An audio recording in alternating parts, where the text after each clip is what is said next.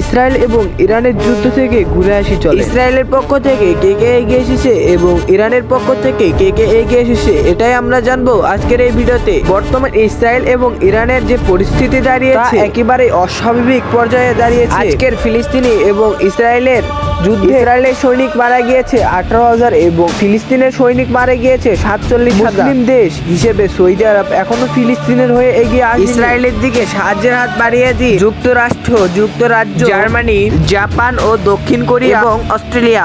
চলুন এখন দেখে আসি ফিলিস্তিনের হয়ে কে কে হাত বাড়িয়ে দিয়েছে। ইরান, লেবানন, হাসাম ও রাশিয়া। আজকের তথ্য অনুযায়ী সৌদি আরবও ফিলিস্তিনের হয়ে হাত বাড়িয়ে দিয়েছে। এই পর্যন্তই ছিল আজকের এই ভিডিও। শেষ পর্যন্ত ভিডিও দেখার জন্য ধন্যবাদ এবং চ্যানেলটি সাবস্ক্রাইব করতে ভুলবেন না। আল্লাহ হাফেজ।